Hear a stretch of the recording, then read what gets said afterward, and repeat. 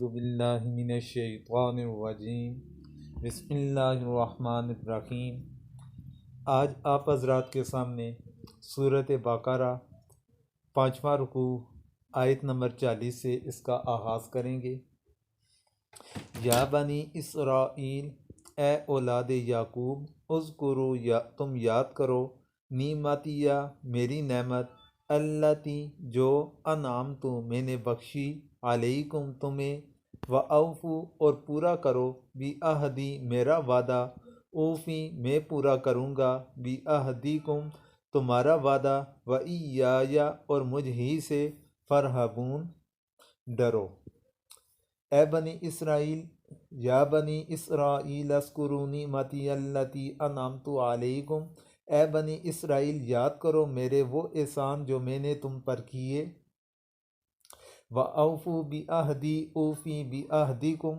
تم پورا کرو میرا اقرار تو میں پورا کروں تمہارا اقرار، وَإِيَّایَ فَارْہَبُونَ اور مجھ ہی سے ڈرو۔ وَآمین۔ اچھا، اس آیت کریمہ کے اندر اللہ تبارک و تعالیٰ نے بنی اسرائیل کو مخاطب کر کے فرمایا، اسرائیل کا معنی آتا ہے عبداللہ، اور یہ حضرت یعقوب علیہ السلام کا دوسرا نام ہے۔ حضرت یعقوب علیہ السلام کے نام کے متعلق مفسرین اکرام فرماتے ہیں کہ حضور اکرم صلی اللہ علیہ وسلم کے علاوہ اللہ تبارک و تعالیٰ نے تمام انبیاء کا ایک نام رکھا۔ ایک حضرت یعقوب علیہ السلام ہے کہ جن کے دو نام ہیں، ایک تو ان کا نام یعقوب ہے اور دوسرا نام ان کا اسرائیل ہے۔ تو یہاں پر اللہ تبارک و تعالیٰ نے انہیں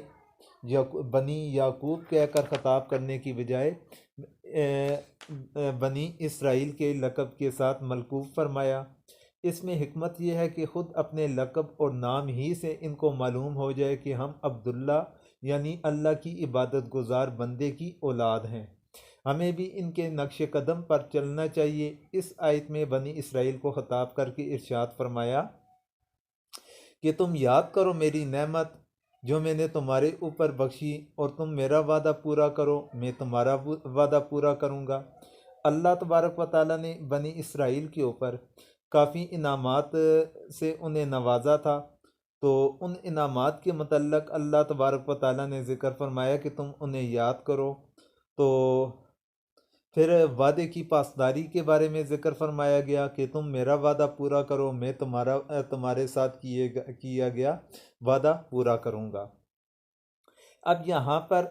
امت محمدیہ کی ایک فضیلت واضح ہوتی ہے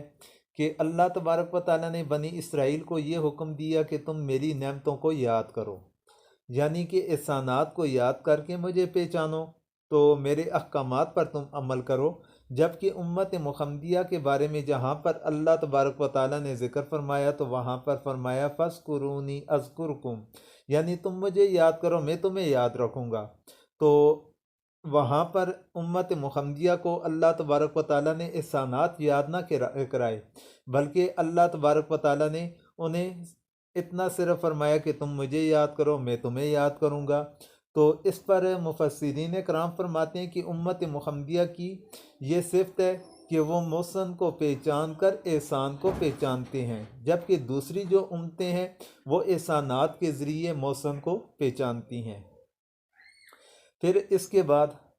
اگلی آیت کریمہ کے اندر 41 نمبر کے اندر اللہ تعالیٰ فرماتے ہیں وَآمِنُوا بِمَا أَنزَلْتُ مُصَدِّقًا لِمَا مَعَكُمْ وَلَا تَكُونُوا أَوَّلَ كَافِرٍ بِهِ، وَآمِنُوا اور ایمان لاؤ، بِمَا اس پر جو انزلت میں نے نازل کیا، مصدقاً تصدیق کرنے والا، لما اس کی جو معاکم تمہارے پاس، وَلَا تَكُونُوا اور نہ ہو جاؤ، أَوَّلَ كَافِرٍ پہلے کافر، بھی اس کے، وَلَا تَشْتَرُوا اور نہ عوض نہ لو، بھی آیاتی میری آیات کے، ثمناً قیمت، قلیلہ تھوڑی، وَإِيَّایَ اور مجھ ہی سے، فَاتَّقُونَ ڈرو۔ اس آیت کریمہ کے اندر اس کا ترجمہ یہ ہے وَآمِنُوا بِمَا أَنزَلْتُ مُصَدِّقًا لِمَا مَعَكُمْ، اور مان لو اس کتاب کو جو میں نے اتاری ہے سچ بتانے والی ہے اس کتاب کو جو تمہارے پاس ہے، وَلَا تَكُونُوا أَوَّلَ كَافِرٍ بِهِ، اور مت ہو سب میں اول منکر اس کے، وَلَا تَشْتَرُوا بِآيَاتِي ثَمَنًا قَلِيلًا، اور نہ لو میری آیتوں پر مول تھوڑا، وَإِيَّايَ فَاتَّقُونِ، اور مجھ ہی سے بچتے رہو۔ اس آیت کریمہ کے اندر اللہ تبارک و تعالیٰ نے قرآن مجید کے متعلق ذکر فرمایا کہ اس کے اوپر تم لوگ ایمان لاؤ۔ اس کی کیا وجہ؟ کہ یہ قرآن جو چیز تمہارے پاس ہے اس کی تصدیق کرنے والی ہے، یعنی تورات کی، انجیل کی، قرآن تصدیق کرنے والا ہے کہ جس حالت کے اندر اللہ تبارک و تعالیٰ نے اس کا نزول فرمایا تھا، اس حالت کے اندر اس کی تصدیق قرآن کرتا ہے کہ وہ اللہ تبارک و تعالیٰ کی طرف سے تھی کتاب، تورات بھی، پھر اسی طرح انجیل بھی اور زبور بھی، یہ اللہ تبارک و تعالیٰ کی طرف سے نازل کردہ کتابیں ہیں۔ تو لیکن اب وہ شریعت منسوخ ہو چکی، تو اس لیے اب عمل کے لحاظ سے قرآن ہے۔ پھر آگے فرمایا کہ تم پہلے انکار کرنے والے نہ بنو، تو اس میں اس چیز کی طرف بھی اشارہ ملتا ہے کہ جو سب سے پہلے انکار کرے گا تو اس کے بعد میں آنے والے جو انکار کریں گے ان کا وبال بھی ابتدائی طور پر انکار کرنے والوں کے سر کے اوپر آئے گا۔ پھر فرمایا کہ تم میری آیتوں پر تھوڑا مول نہ لو، یعنی کہ اللہ تبارک و تعالیٰ کی آیات کو بیچنے والا کام نہ کرو۔ اللہ تعالیٰ کی آیات کو بیچنا، اس سے مراد یہ ہے کہ تم چند پیسوں کے عوض کے اندر اللہ تعالیٰ کے احکامات کے اندر تبدیلی نہ کرو، اللہ تعالیٰ کے احکامات کے خلاف فیصلے نہ کرو۔ اللہ تبارک و تعالیٰ کے احکامات کے مطابق تم لوگوں کو چاہیے کہ فیصلے کریں۔ تو پھر ساتھ میں اپنے سے ڈرنے کے بارے میں حکم دے دیا۔ پھر آگے فرمایا وَلَا تَلْبِسُوا الْحَقَّ بِالْبَاطِلِ وَتَكْتُمُوا الْحَقَّ وَأَنْتُمْ تَعْلَمُونَ، اور نہ وَلَا تَلْبِسُوا، اور نہ ملاؤ، حق کا حق کو، بالباطل باطل سے، وَتَكْتُمُوا، اور نہ چھپاؤ، حق کا حق کو، وَأَنْتُمْ، جب کہ تم تعلمون جانتے ہو۔ وَلَا تَلْبِسُوا الْحَقَّ بِالْبَاطِلِ وَتَكْتُمُوا الْحَقَّ وَأَنْتُمْ تَعْلَمُونَ، اور مت ملاؤ صحیح میں غلط، اور مت چھپاؤ سچ کو جان بوجھ کر۔ اللہ تبارک و تعالیٰ نے یہاں پر حق کے ساتھ باطل کو ملانے کی مخالفت فرمائی کہ حق کو حق ہی رہنا چاہیے، حق کے اندر باطل والی ملاوٹ نہ لاؤ۔ پھر اسی طرح حق بات کو چھپانے والا کام نہ کرو۔ بنی اسرائیل ان کا طریقہ کار بھی یہ تھا کہ وہ حق کے اندر انہوں نے باطل کو ملا دیا، جس طرح اپنی کتابوں کے اندر احکامات الہیہ کے اندر انہوں نے تحریف کر لی، تو یہ باطل کو انہوں نے حق کے اندر شامل کرنے کی کوشش کر لی۔ پھر اسی طرح حق بات کو چھپانا کہ ان کے اندر یہ بیماری بھی پائی جاتی تھی کہ جو اپنے مفادات کے خلاف کوئی اگر اللہ تعالیٰ کا فیصلہ ہوتا ان کی اپنی کتابوں کے اندر، تو اس بات کو وہ چھپانے کی کوشش کر لیا کرتے تھے۔ تو اللہ تبارک و تعالیٰ نے اس چیز سے انہیں منع فرمایا۔ وَأَقِيمُوا الصَّلَاةَ وَآتُوا الزَّكَاةَ، وَأَقِيمُوا، اور تم قائم کرو، صلاۃ نماز، وآتو، اور ادا کرو، زکوٰۃ زکوٰۃ، ورکعوا، اور رکوع کرو، مع الراکعین، رکوع کرنے والوں کے ساتھ۔ اس آیت کریمہ کے اندر نماز کی ادائیگی اور زکوٰۃ کی، نماز کا قیام اور زکوٰۃ کی ادائیگی کے بارے میں، اور پھر ساتھ میں باجماعت نماز کا اللہ تعالیٰ نے ذکر فرمایا۔ تو یہ تین احکامات اس آیت کریمہ کے اندر مذکور ہیں۔ زکوٰۃ کا ایک معنی ہے بڑھنا، اور ایک اس کا معنی آتا ہے پاکی کے معنی کے اندر آتا ہے۔ زکوٰۃ دو معنی کے لیے استعمال کیا جاتا ہے۔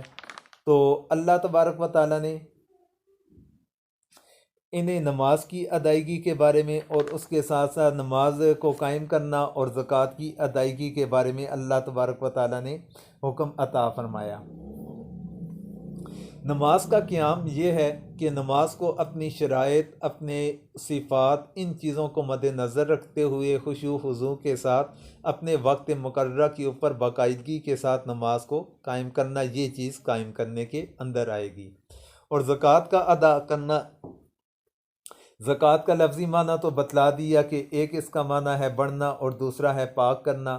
جبکہ اصطلاحی شریعت کے اندر اس سے مراد یہ ہے کہ مال کے اس حصے کو زکوٰۃ کہا جاتا ہے جو شریعت کے احکام کے مطابق کسی مال میں سے نکالا جائے اور اس کے مطابق صرف کیا جائے۔ پھر ورکعوا مع الراکعین، تو یہ رکوع کرو رکوع کرنے والوں کے ساتھ۔ یہ اشارہ اللہ تبارک و تعالیٰ نے دے دیا کہ تم لوگ باجماعت نماز کی ادائیگی کرو۔ باجماعت نماز کی ادائیگی کے حوالے سے کچھ علماء کرام اور کچھ صحابہ کرام کا یہ نظریہ ہے کہ باجماعت نماز کی ادائیگی واجب کا درجہ رکھتا ہے، جبکہ جمہور امت یا جمہور علماء کرام اور فقہاء کرام ان کا نظریہ یہ ہے کہ باجماعت نماز کی ادائیگی سنت موقدہ ہے۔ پھر اگلی آیت کریمہ کے اندر فرمایا اتأمرون الناس بالبر وتنسون انفسکم، اتأمرون کیا تم حکم دیتے ہو ناسا لوگ بالبر نیکی کا، وتنسون اور بھول جاتے ہو انفسکم اپنے آپ کو، وانتم اور حالانکہ تم تتلون الکتاب پڑھتے ہو کتاب، افلا تعقلون کیا پھر تم نہیں سمجھتے، اتأمرون الناس بالبر وتنسون انفسکم وانتم تتلون الکتاب، کیا حکم کرتے ہو لوگوں کو نیک کام کا اور بھولتے ہو اپنے آپ کو اور تم پڑھتے ہو کتاب، افلا تعقلون پھر کیوں نہیں سوچتے۔ اللہ تبارک و تعالیٰ نے بنی اسرائیل کو یہ بھی حکم دیا کہ تم لوگوں کو تو حکم دیتے ہو بھلائی کا نیکی کا، لیکن اپنے نفس کے اوپر بھول جاتے ہو۔ تو اس کے اوپر بھی مفسرین اکرام فرماتے ہیں کہ مدینہ کے اندر جو یہودی تھے ان میں سے بعض جو اسلام قبول جنہوں نے کر لیا، وہ جب یہودیوں کے ساتھ ملتے تو یہودی انہیں کہا کرتے تھے کہ آپس کے اندر جب یہ گفتگو کرتے تو حضور اکرم صلی اللہ علیہ وسلم کی تصدیق کیا کرتے تھے کہ حقیقت کے اندر وہ اللہ کے آخری نبی اور رسول ہیں، لیکن ان کے اوپر سارے یہودی ایمان نہ لاتے۔ جو یہودی ایمان لے کر آتے تو انہیں اس چیز سے روکا بھی نہ کرتے تھے، بلکہ کہا کرتے تھے کہ تم نے ایمان لے آیا، تم لوگوں نے ایمان لایا تو یہ ٹھیک ہے، تو کیونکہ یہ آخری نبی اور رسول ہیں۔ تو اب دوسروں کو تو نیکی کا حکم دے رہے ہیں لیکن خود اس کے اوپر عمل نہیں کر رہے، تو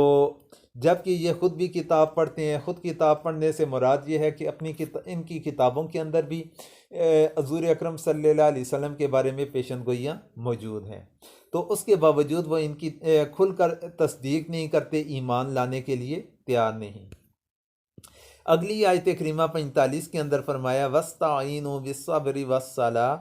وَاسْتَعِینُوا اور مدد حاصل کرو بالصبر صبر سے، وَالصَّلَاةِ اور نماز، وَإِنَّهَا اور وہ لَكَبِيرَةٌ بڑی دشوار ہے، إِلَّا مگر عَلَىٰ پر خاشعین عاجزی کرنے والے، وَاسْتَعِینُوا بِالصَّبْرِ وَالصَّلَاةِ اور مدد چاہو صبر سے اور نماز سے، وَإِنَّهَا لَكَبِيرَةٌ إِلَّا عَلَى الْخَاشِعِينَ اور البتہ وہ باری ہے مگر انہی عاجزوں پر۔ تو اللہ تبارک و تعالیٰ نے مدد طلب کرنے کے دو راستے بنائے کہ ایک تو مشکلات کے اوپر، مصائب کے اوپر، تکالیف کے اوپر صبر کا مظاہرہ کرنا،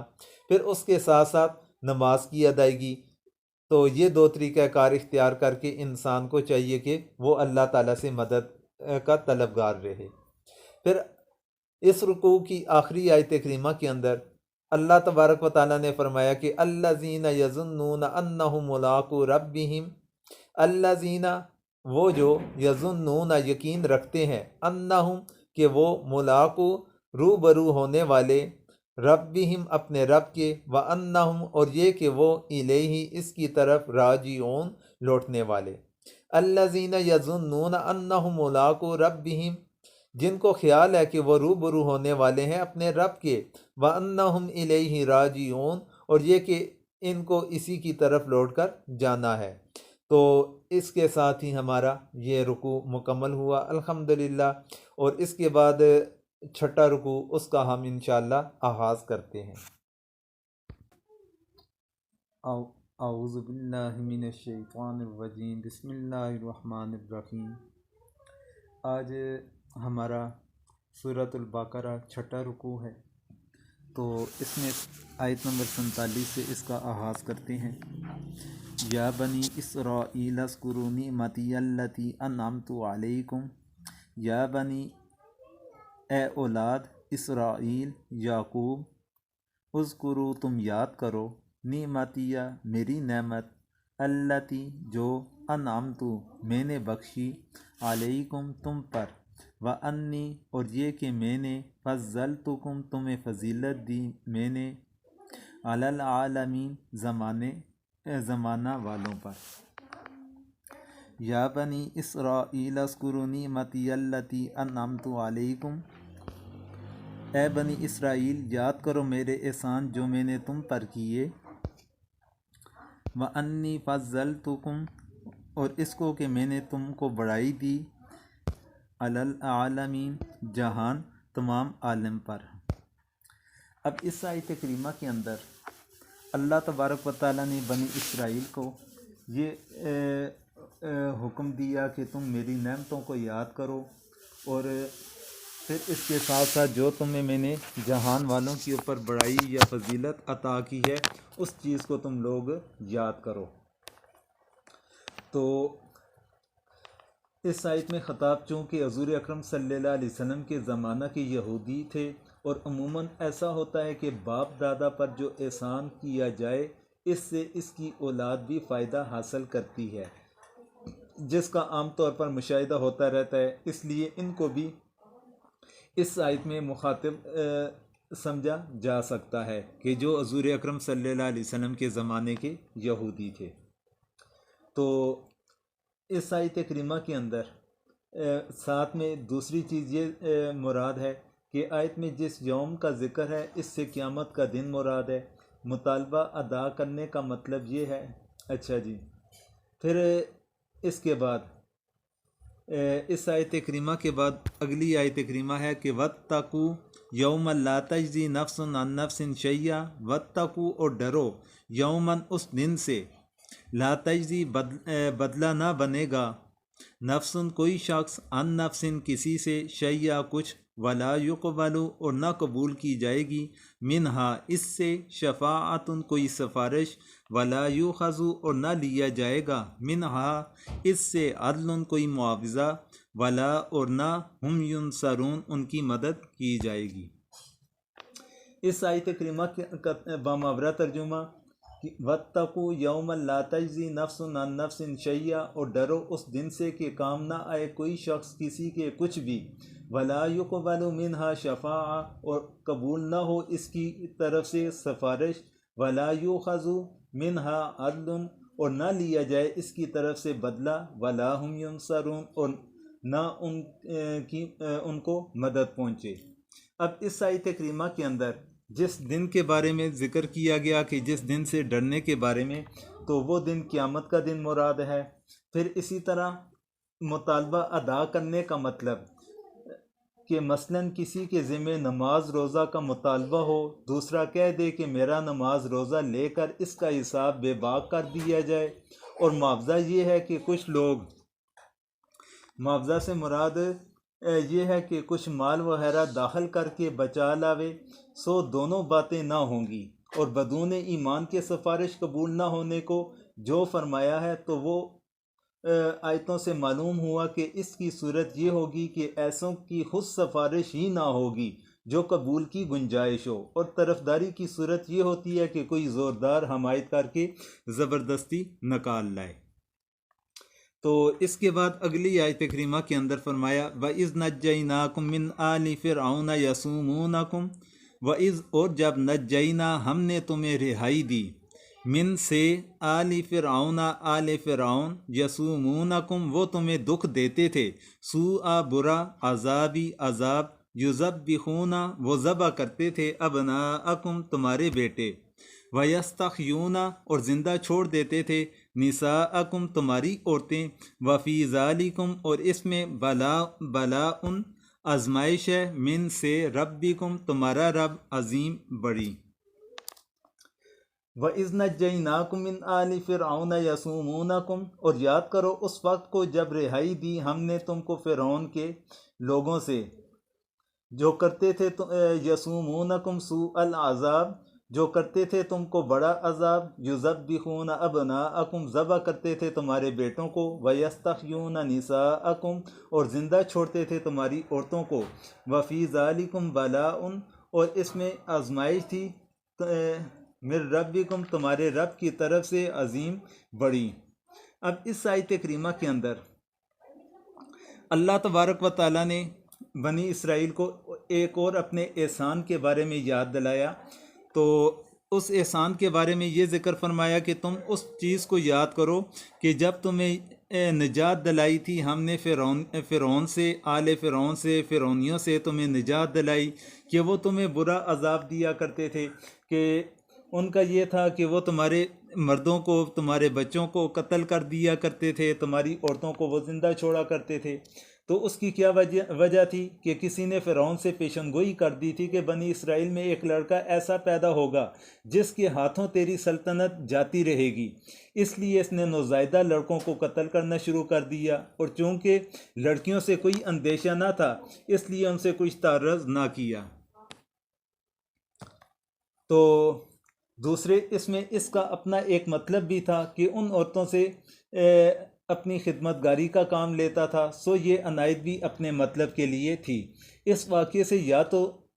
یہ ذبح و قتل مذکور مراد ہے اور مصیبت میں صبر کا امتحان ہوتا ہے، اور یا رہائی دینا مراد ہے جو ایک نعمت ہے اور نعمت میں شکر کا امتحان ہوتا ہے، اور اس نجات دینے کی تفصیل آگے بیان فرمائی۔ پھر آگے فرمایا اگلی آیت کریمہ کے اندر، آیت نمبر 50 میں، وَإِذْ فَرَقْنَا بِكُمُ الْبَحْرَ، وَإِذْ، اور جب، فرقنا، ہم نے پھاڑ دیا، بِكُم، تمہارے لیے، بحرا، دریا، فَأَنْجَيْنَاكُمْ، پھر تمہیں بچا لیا، وَأَغْرَقْنَا، اور ہم نے ڈبو دیا، آلَ فرعون، آل فرعون، وَأَنْتُمْ تَنْظُرُونَ، اور تم دیکھ رہے تھے۔ وَإِذْ فَرَقْنَا بِكُمُ الْبَحْرَ فَأَنْجَيْنَاكُمْ، اور جب پھاڑ دیا ہم نے تمہاری وجہ سے دریا کو، پھر بچا دیا ہم نے تم کو، وَأَغْرَقْنَا آلَ فِرْعَوْنَ، اور ڈبو دیا فرعون کے لوگوں کو، وَأَنْتُمْ تَنْظُرُونَ، اور تم دیکھ رہے تھے۔ اب اس آیت کریمہ کے اندر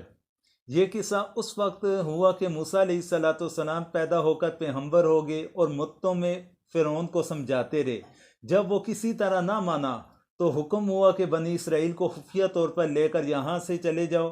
راستے میں دریا حائل ہوا اور اسی وقت پیچھے سے فرعون بھی مع لشکر آ پہنچا۔ حق تعالیٰ کے حکم سے دریا شق ہو گیا اور بنی اسرائیل کو گزرنے کا راستہ مل گیا۔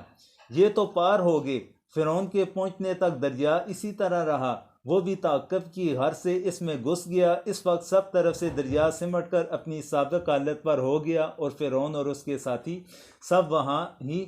غرق ہو کر ختم ہو گئے۔ تو اس رکوع کے اندر اللہ تبارک و تعالیٰ نے بنی اسرائیل کے اوپر جو احسانات کیے اس کا سرسری طور پر ذکر فرمایا، پھر اپنے اپنے مقامات پر ان کی جب تفصیل اللہ تبارک و تعالیٰ بیان فرمائیں گے تو انشاءاللہ اس کی تفصیلی لحاظ سے تفسیر اسی مقام کے اوپر بیان کی جائے گی۔ تو اس لیے جس طرح اللہ تبارک و تعالیٰ نے یہاں پر سرسری طور پر تذکرہ فرمایا تو ہم بھی اس کی تفسیر سرسری طور پر کر رہے ہیں۔ پھر آگے آیت نمبر 51 کے اندر اللہ تعالیٰ نے فرمایا وَإِذْ وَعَدْنَا مُوسَىٰ 40 لَيْلَةً، وَإِذْ وَعَدْنَا، اور جب ہم نے وعدہ کیا، موسیٰ سے 40 لیلہ، 40 رات کا، ثم، پھر، اتخذتم، تم نے بنا لیا، عجلا، بچڑا، من بعدہ، ان کے بعد، وانتم ظالمون، اور تم ظالم ہوئے۔ وَإِذْ وَعَدْنَا مُوسَىٰ 40 لیلہ، اور جب ہم نے وعدہ کیا موسیٰ سے 40 رات کا، ثم اتخذتم العجل من بعدہ، پھر تم نے بنا لیا بچڑا موسیٰ کے بعد، وانتم ظالمون، اور تم ظالم تھے۔ اب اس آیت کریمہ کے اندر اللہ تبارک و تعالیٰ نے حضرت موسیٰ علیہ السلام کو کے ساتھ 40 رات کو جو وعدہ کیا تھا تو اس کے بارے میں ذکر ہے کہ پہلے حضرت موسیٰ علیہ السلام کو اللہ تبارک و تعالیٰ نے 30 دن کے لیے 30 دن یعنی 1 مہینہ عبادت کے اندر مشغول رہنے کا حکم دیا، پھر اس کے ساتھ انہیں 10 رات کا مزید اضافہ کر دیا گیا تھا۔ تو یہ کوئی طور پر یہ واقعہ رونما ہوا تھا کہ 40 راتیں حضرت موسیٰ علیہ السلام نے وہاں پر گزاری اور آپ کو اللہ تبارک و تعالیٰ نے تورات کتاب عنایت فرمائی۔ تو پھر اس سے اگلی آیت کریمہ کے اندر فرمایا، اچھا اسی آیت کریمہ کا جو دوسرا حصہ ہے کہ جب حضرت موسیٰ علیہ السلام نے 40 راتیں گزار لیں تو وہاں پر جب کوئی طور پر تشریف لے گئے تو پیچھے قوم والوں نے ظلم کیا، اور ظلم یہ کیا کہ سامری نے بچڑے کے منہ کے اندر اس نے ڈال دی تھی وہ مٹی کہ جو حضرت جبرائیل علیہ السلام کے گھوڑے کے قدموں سے اس نے اس کے نیچے سے اٹھائی تھی، اپنے پاس محفوظ کر لی تھی۔ تو اس طریقے سے بچڑا اس نے کچھ بولنا شروع کر لیا تو انہوں نے اسے اپنا خدا سمجھ لیا اور اس کی عبادت کرنا شروع کر لی۔ تو اللہ تبارک و تعالیٰ نے اس عمل کے بارے میں فرمایا کہ وَأَنْتُمْ ظَالِمُونَ، اور تم ظالم تھے کہ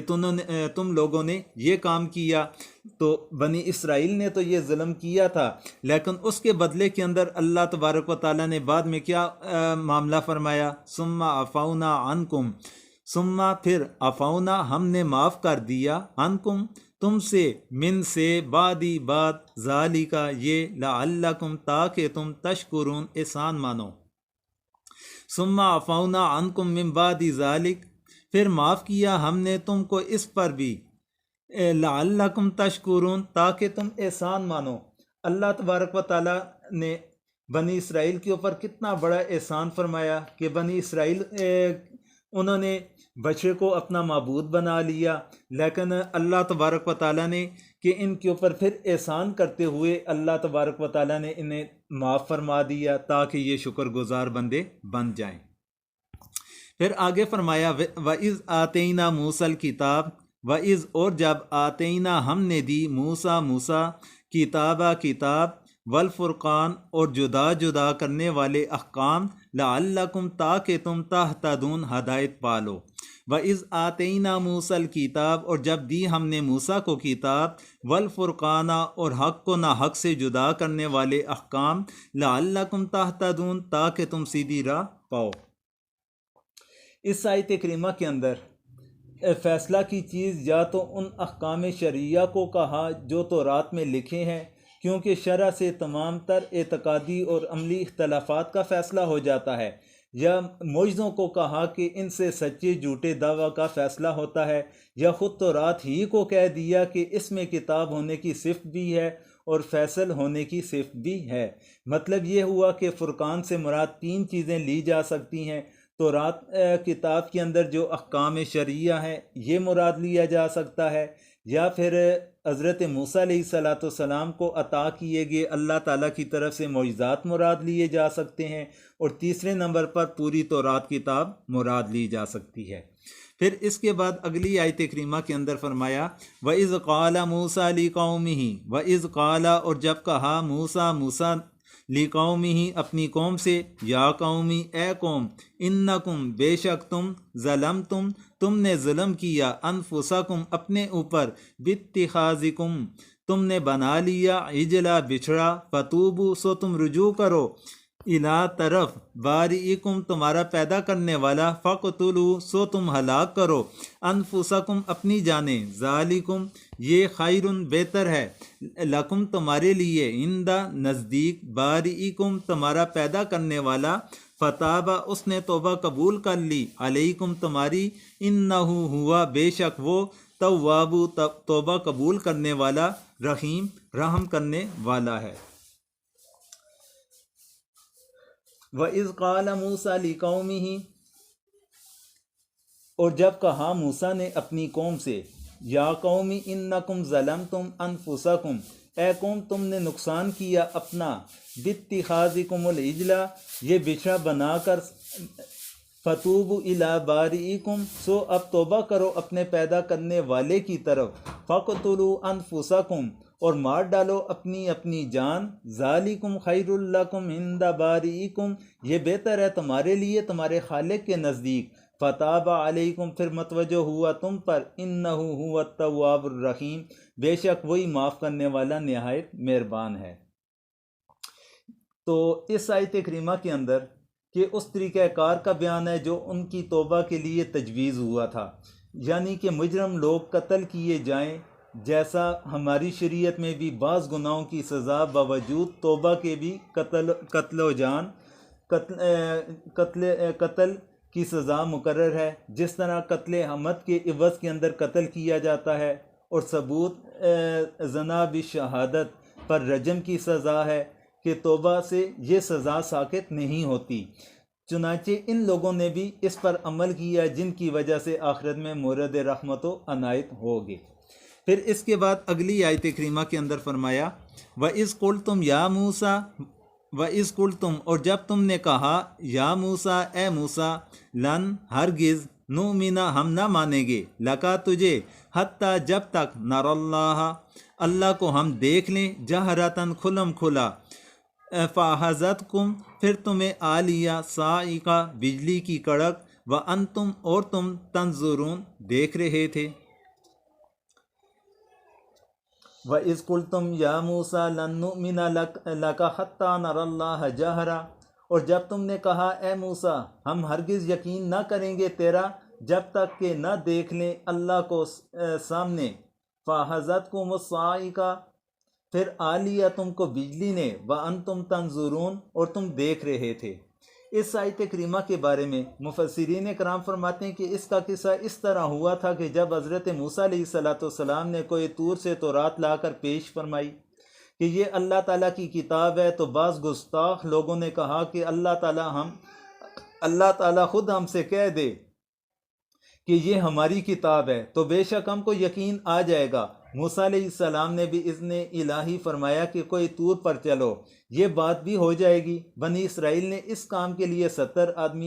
آدمیوں کا انتخاب کیا، اور موسیٰ علیہ السلام ان کو لے کر کوئی طور پر روانہ ہو گئے۔ وہاں پہنچنے پر اللہ تعالیٰ کا کلام ان لوگوں نے خود سنا تو اس وقت اور رنگ لائے کہ ہم کو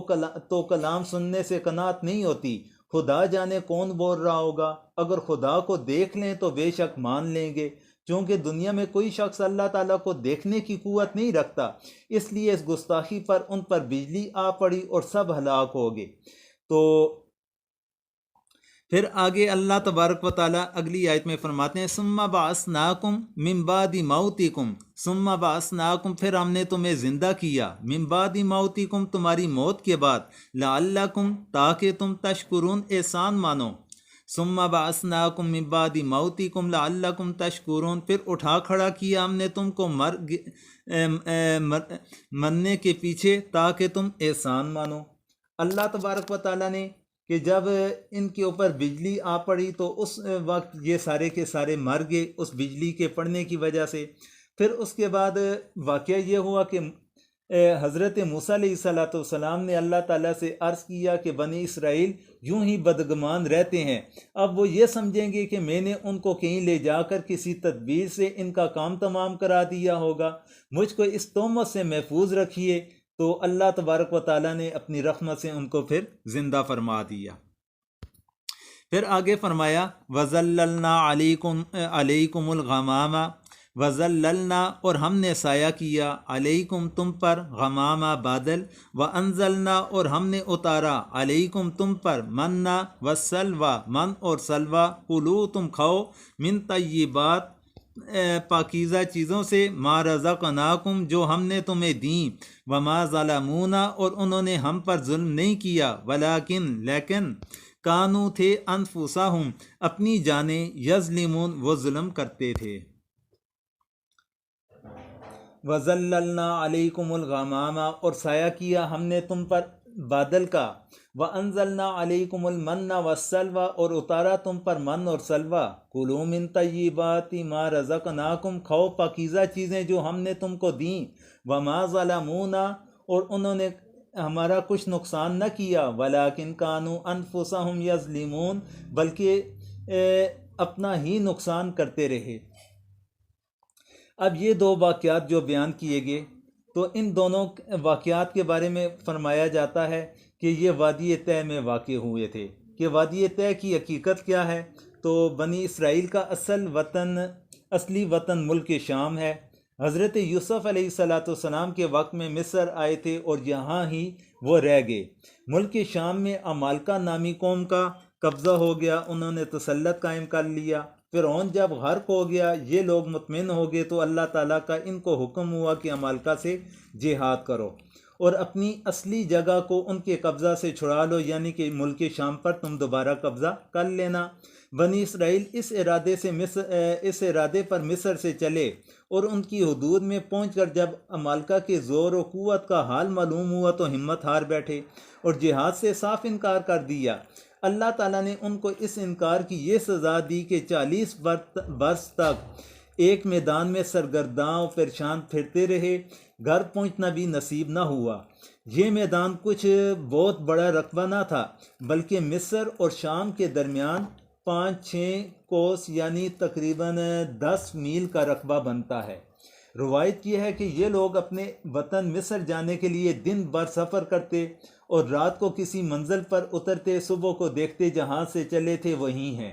اس طرح 40 سال سرگرداں و پریشان اس میدان میں پھرتے رہے، اس لیے اس میدان کو وادی تی کہا جاتا ہے۔ تی کے معنی ہے سرگردانی اور پریشانی کے، اور یہ وادی تی ایک کھلا میدان تھا، نہ اس میں کوئی عمارت تھی، نہ درخت جس کے نیچے دھوپ اور سردی اور گرمی سے بچا جا سکے، اور نہ یہاں کوئی کھانے پینے کا سامان تھا، نہ پہننے کے لیے لباس، مگر اللہ تعالیٰ نے معجزے کے طور پر حضرت موسیٰ علیہ السلام کی دعا سے اسی میدان میں ان کی تمام ضروریات کا انتظام فرما دیا۔ بنی اسرائیل نے دھوپ کی شکایت کی تو اللہ تعالیٰ نے ایک سفید ابر کا سایہ کر دیا، بھوک کا تقاضا ہوا تو من و سلوہ نازل فرما دیا، درختوں پر ترنجبین جو ایک شیریں چیز ہے بکثرت پیدا کر دی، یہ لوگ اس کو جمع کر لیتے، اسی کو من کہا گیا، اور بٹیریں ان کے پاس جمع ہو جاتی، ان سے بھاگتی نہ تھی، یہ ان کو پکڑ لیتے اور ذبح کر کے کھاتے، اسی کو سلوہ کہا گیا۔ یہ لوگ دونوں لطیف چیزوں سے پیٹ بھر لیتے، چونکہ ترنجبین کی کثرت معمول سے زائد تھی اور بٹیروں کا وحشت نہ کرنا، ان کا ڈرنا نہ، یہ بھی معمول کے خلاف ہے، لہٰذا اس حیثیت سے دونوں چیزیں خزانہ غیب سے قرار دی گئیں۔ ان کو پانی کی ضرورت پیش آئی تو موسیٰ علیہ السلام کو ایک پتھر پر لاٹھی مارنے کا حکم دیا گیا، اس پتھر سے چشمے پھوٹ پڑے، جیسا کہ دوسری آیات قرآنی میں مذکور ہے۔ ان لوگوں نے رات کی اندھیری کا شکوہ کیا تو اللہ تعالیٰ نے غیب سے ایک روشنی عمودی شکل میں ان کے محلے کے درمیان قائم فرما دی، کپڑے میلے ہوئے اور پھٹنے لگے اور لباس کی ضرورت ہوئی تو اللہ تعالیٰ نے بطور اعجاز یہ صورت کر دی کہ ان کے کپڑے نہ میلے ہوں نہ پھٹیں، اور بچوں کے بدن پر جو کپڑے ہیں وہ ان کے بدن کے بڑھنے کے ساتھ ساتھ اسی مقدار میں بڑھتے رہیں۔ یہ تفسیر قرطبی کے اندر بنی اسرائیل کے اوپر جو اللہ تعالیٰ کے احسانات ہیں تو ان کا تذکرہ موجود ہے۔ اس کے بعد اگلی آیت کریمہ کے اندر فرمایا وَإِذْ قُلْنَا ادْخُلُوا هَٰذِهِ الْقَرْيَةَ وَإِذْ قُلْنَا، اور جب ہم نے کہا ادخلوا تم داخل ہو هَٰذِهِ اس قریہ بستی، فَكُلُوا پھر کھاؤ منہا اس سے، حیث شئتم جہاں سے تم چاہو، رغداً بافراغت، وادخلوا اور تم داخل ہو بابا دروازہ، سجدہ سجدہ کرتے ہوئے، وقولوا اور کہو حطۃ بخش دے، نغفر ہم بخش دیں گے، لکم تمہیں، خطایاکم تمہاری خطائیں، وسنزید اور ہم ان قریب زیادہ دیں گے، محسنین نیکی کرنے والوں کو۔ وَإِذْ قُلْنَا ادْخُلُوا هَٰذِهِ الْقَرْيَةَ اور جب ہم نے کہا داخل ہو اس شہر میں، فَكُلُوا مِنْهَا حَيْثُ شِئْتُمْ رَغَدًا اور کھاتے پھرو اس میں جہاں چاہو فراغت سے، وَادْخُلُوا الْبَابَ سُجَّدًا اور داخل ہو دروازے میں سجدہ کرتے ہوئے، وَقُولُوا حِطَّةٌ اور کہتے جاؤ بخش دے تو معاف کر دے، نغفر لکم خطایاکم تو بخش دیں ہم، معاف کر دیں گے ہم تمہارے قصور، وسنزید المحسنین اور زیادہ بھی دیں گے نیکی والوں کو۔ حضرت شاہ عبد القادر رحمۃ اللہ علیہ وہ فرماتے ہیں کہ یہ قصہ بھی زمانہ وادی طے کا ہی ہے، جب من و سلوہ کھاتے کھاتے اکتا گئے اور اپنے معمولی کھانے کی درخواست کی، جیسا آگے کی چوتھی آیت میں آ رہا ہے، تو ان کو ایک شہر میں جانے کا حکم ہوا تھا، وہاں کھانے پینے کی اور معمولی چیزیں ملیں گی، سو یہ حکم اس شہر کے اندر جانے کے متعلق ہے۔ اس میں قولی اور فعلی ادب داخل ہونے کے متعلق بیان کیا گیا، اندر جا کر کھانے پینے میں توسیع کی گئی۔ اس قول پر بہت سے وہ یہ کہا جا سکے گا کہ قصہ کے بیان میں تقدم و تاخر ہو گیا کہ بعد کا واقعہ پہلے بیان ہوا اور پہلے کا بعد میں، تو یہ اشکال اس وقت ہوتا ہے جب قرآن مجید میں خود قصوں کا بیان کرنا مقصود ہوتا۔ جب اللہ تعالیٰ کی نظر نتائج پر ہے، تو اگر ایک قصہ کی اجزاء میں ہر جز کا نتیجہ جدا ہو تو ان نتائج کے کسی اثر کا لحاظ کر کے جز کو مقدم و مؤخر مقدم کر دیا جائے تو اس میں نہ کوئی مذائقہ ہے نہ کوئی اشکال۔ دیگر مفسرین حضرات نے اس حکم کو اس شعر سے متعلق سمجھا ہے جس پر جہاد کرنے کا حکم ہوا تھا۔ یعنی کہ اب دو قول آگے۔ ایک قول یہ ہے کہ بعض مفسرین کرام کے نزدیک یہ وادی طے کا ہے، اور جبکہ بعض مفسرین کرام فرماتے ہیں کہ یہ جہاں پر جہاد کرنے کا حکم ملا تھا تو یہ وہاں کا واقعہ ہے۔ تو بعد مدت طے کہ پھر اس پر جہاد ہوا، اور جہاد کرنے کے بعد انہیں فتح بھی ملی۔ اس وقت یوشع علیہ السلام نبی تھے، یہ حکم ان کی معرفت اور اس شہر کے بارے میں ہوا تھا۔ تو اب اس کے بعد اگلی آیت کریمہ کے اندر اللہ تعالیٰ فرماتے ہیں، جو اس رکوع کی آخری آیت کریمہ ہے، فَبَدَّلَ الَّذِينَ ظَلَمُوا فَبَدَّلَ پھر بدل ڈالا الَّذِينَ جن لوگوں نے ظلموا ظلم کیا قولا بات غیر الذی دوسری وہ جو کہ قیل لہم کہی گئی انہیں، فَأَنزَلْنَا پھر ہم نے اتارا علی پر الَّذِينَ ظَلَمُوا جن لوگوں نے ظلم کیا رجزا عذاب من السماء آسمان سے بیما کیونکہ کانو یفسقون وہ نافرمانی کرتے تھے۔ فبدل الذین ظلموا پھر بدل ڈالا ظالموں نے بات کو قولا غیر الذی قیل لہم خلاف اس کے جو کہہ دی گئی تھی ان سے، فانزلنا علی الذین ظلموا رجزا من السماء پھر اتارا ہم نے ظالموں پر عذاب آسمان سے بما کانوا یفسقون ان کی عدول حکمی پر۔ اب اس آیت کریمہ کے اندر اللہ تبارک و تعالیٰ نے ذکر فرمایا کہ یہ آیت سابقہ کا تتمہ ہے۔ وہ کلمہ خلاف یہ تھا کہ خطۃ بمانا توبہ کی جگہ ازرائے مذاق انہوں نے خبۃ فی شعیرہ یعنی غلہ درمیان جو کہ کہنا شروع کر دیا۔ خنطۃ کے الفاظ انہوں نے کہنا شروع کر لیے تھے، تو خنطۃ کے الفاظ انہوں نے کہے یا خبۃ فی شعیرہ یہ الفاظ انہوں نے کہے جو احادیث مبارکہ کی روشنی کے اندر ہمیں ملتے ہیں۔ تو انہوں نے اس کے اندر تغیر و تبدل کر دیا، یعنی کہ اللہ تبارک و تعالیٰ کے قول کے اندر انہوں نے تبدیلی کر لی۔ تو اسی کے اوپر مفسرین کرام کچھ مسائل ہمارے لیے بھی اخذ فرماتے ہیں کہ قرآن مجید کے اندر اس طرح الفاظ کا استعمال کرنا کہ اس طرح الفاظ کی ادائیگی کرنا کہ جس کے ساتھ اگر اس کے معنی کے اندر تبدیلی واقع ہو جائے تو ایسا کرنا حرام ہے، وہ کسی بھی صورت کے اندر جائز نہ ہوگا کہ قرآن مجید کی تلاوت کے دوران، قرآن کے پڑھنے کے دوران کہ ایسی حرکت کرنا کہ جس کے اندر معنی کے اندر تبدیلی واقع ہو جائے تو اس پر تو یہ عمل کرنا ہمارے لیے کسی بھی صورت کے اندر جائز نہ ہوگا۔ تو اسی طرح کا حکم احادیث مبارکہ کے لیے بھی لگایا جاتا ہے، کیونکہ حضور اکرم صلی اللہ علیہ وسلم کا بھی ہر حکم ہمارے لیے شریعت بن جاتی ہے، تو اس لیے ان کے الفاظ کے اندر بھی ایسا تغیر و تبدل کرنا وہ ہمارے لیے کسی بھی صورت کے اندر جائز نہ ہوگا۔ جن الفاظ کے ساتھ اللہ تبارک و تعالیٰ نے قرآن کا نزول فرمایا، حضور اکرم صلی اللہ علیہ وسلم نے اپنے ارشادات فرمائے، انہی ارشادات کے مطابق آگے لوگوں تک انہی الفاظ کے ساتھ پہنچانا یہ ہمارے لیے لازم اور ضروری ہے۔ یہاں پر ہمارا الحمدللہ آج چھٹا رکوع بھی مکمل ہو چکا ہے۔